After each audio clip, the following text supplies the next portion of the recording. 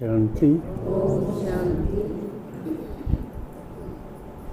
शिव परमात्मा के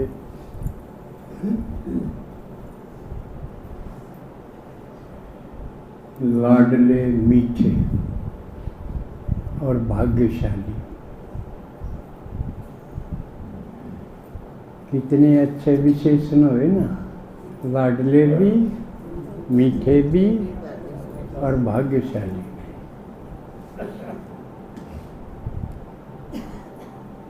तो आप जो अपना घर परिवार छोड़ के आने की हिम्मत की, इस हिम्मत के कदम के बदले शिव भगवान, जिसको भोला भी कहा, भंडारी भी कहा,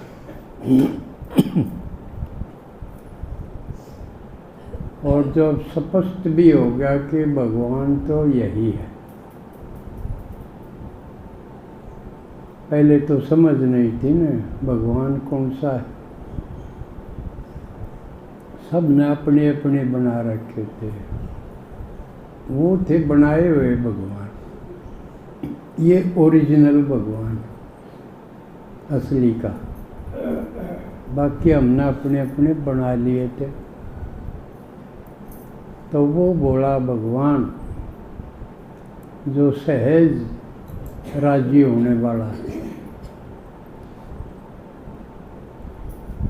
आक धतूरा चढ़ाने से भी राजी होने वाला, पानी में 2 बूंद दूध की डाल के पूजा करे तो भी राजी होने वाला, तो वो हम और आपको मिला है। और वो अब सब कुछ देने के लिए आया है। यानी हमको भिखारी से राजा बना रहा है। इसलिए बहुत भाग्यशाली हैं आप। और भगवान का बनाने का तरीका भी कितना आसान है। इससे आसान कुछ हो ही नहीं सकता। पहली बात तो बोलता है कि सुनो, मेरी बात सुनो, क्योंकि मैं तुम्हारी बात ही सुनाऊंगा।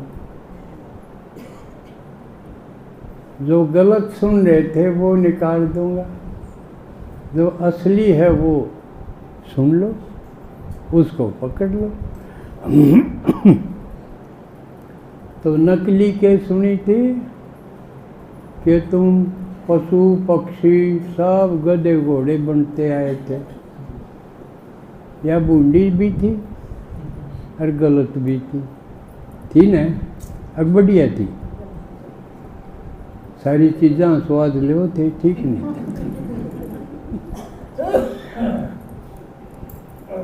तो इसका बदला भगवान ने क्या बताया, अब तुम तो देवता थे, और धीरे धीरे जू मिसल नीचे गिरते गिरते गिरते गिरते यह हालत होगी ना। किसी की तसल्ली नहीं की, वो पूरा पढ़ने का है। इस पर भी मांग लो, इस पर भी मांग लो, इस पर एक ने भी नहीं छोड़ा। यम यम पश्चे दीनम बचन, बस जो देखा उस आगे झोड़ी पसार दी। इतना बुरा हाल था। अब भगवान कहता है मेरे से भी मत मांगो। मैं तो सर्वसमर्थ हूँ, सब कुछ करने वाला हूँ, भरपूर करने वाला हूँ, और सबका दाता भी मैं हूँ। ये जितने ये मूर्ति वगैरह बना रखे हैं, ये सब मेरे बनाए हुए हैं। और मेरे से भी मांगने की क्यों जरूरत को नहीं, क्योंकि मैं बाप हूँ, बाप बन के आया हूँ। और बाप की जायदाद पे तो बच्चों का हक हो है, जम दिए हो है। यूँ थोड़ी है बड़ा होगा जब इसका हक बनेगा।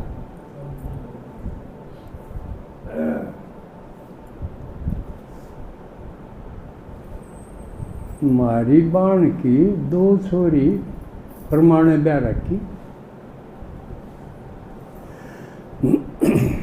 और उसके सासू ससुरे भी घने बड़े कौन थे। और महाराज जीजा पुलिस में था। तो एक बार वह छोरी बड़ी राजी राजी हो कि अपने बाबू ने बताने लगी, अब बाबू महाराज देवर हो गया, यानी उसकी सासू का बालक हो गया। और ने बोला इसमें राजी होने की बात है, थारा हक बन गया।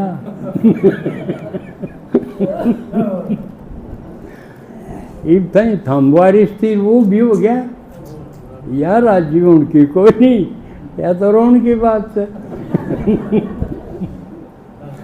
तो वारिस जन्म होते ही हो जाए, पैदा हो गया उसका हक बन गया कि मैंने किमें करे बिना। तो भगवान ने कहे मेरा जो है वो थारा है, क्योंकि मैं बाप हूँ। बढ़िया बात हुई नहीं, इससे बढ़िया कोई हो सके है। और वारिस भी किसके, कितने बड़े भगवान के, सब तो बड़ा, सब के में उस दौर। तो उन्हें कहे पहला तो बस हम मेरी बात सुन लो। क्यों सुन लो, क्योंकि थारे भीतर जो भूसा भरया है वो लकड़ जाएगा, वो काढ़न खाते ना, तो वो अड़िया पड़ा रहेगा। ये सुनाऊंगा यो भी थारा निश्चय ना हो, वो पकड़ी बैठे रहोगे तब। जहाँ तक सुनना बहुत जरूरी है, जिस तक थारा दिमाग साफ हो जाए, बुद्धि क्लियर हो जाए, अटी पड़ी है, सुनना जरूरी है ना।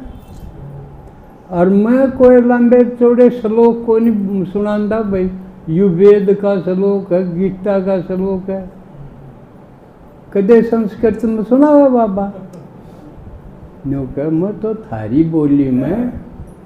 और कमाल की बात है, शास्त्रों में लोगों ने जो इतना इस ज्ञान को क्लिष्ट बना दिया, अब किसी को समझ में ना आवे। और समझ में क्या आवे, वेद के बिला मंत्र से हैं, एक मंत्र के 18 अर्थों। बताओ भाई, कोई किस बोल समझ ले, कोई किसी ने किसी समझ ले, तो क्यों है वो तो उलझन बनाओगा, दिमाग खराब करेगा। तो इसलिए, और खास कर लिख दिए संस्कृत में, और संस्कृत की व्याकरण हो, वह व्याकरण पढ़े, फिर उसके अर्थ करे, संधि छेद करे, कदे के में करे, जब जाके, और वो भी 18 में तिकरा कौन सा मतलब पकड़ ले। तो इतना मामला क्लिष्ट बना दिया था, पेचीदा बना दिया था कि कोई बात पल्ले नहीं पड़े थे। और क्यों कब है कि उससे गहरे ज्ञान है। बाबा इतनी सरल भाषा में, हमारी भाषा में बताओ। और कमाल की बात है, पढ़े लिखे बड़ी बड़ी डिग्रियाँ को नहीं समझ पाऊँ, और अनपढ़ माता समझ ली।